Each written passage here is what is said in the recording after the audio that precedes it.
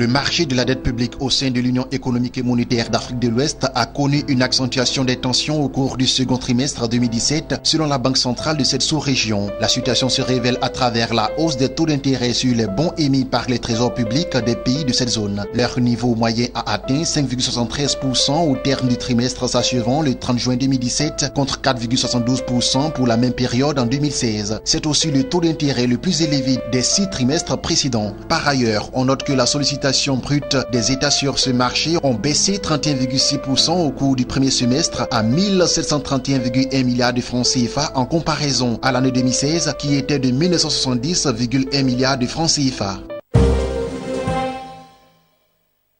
Au Ghana, l'exécutif s'engage à investir 100 millions de dollars pour encourager l'entrepreneuriat des jeunes, a révélé le ministre du Développement des entreprises, Mohamed Awal. Selon le responsable, le gouvernement qui mise sur une prochaine génération d'entrepreneurs ghanéens s'active à orienter l'investissement public vers le secteur privé pour stimuler l'esprit entrepreneurial au sein de la couche juvénile.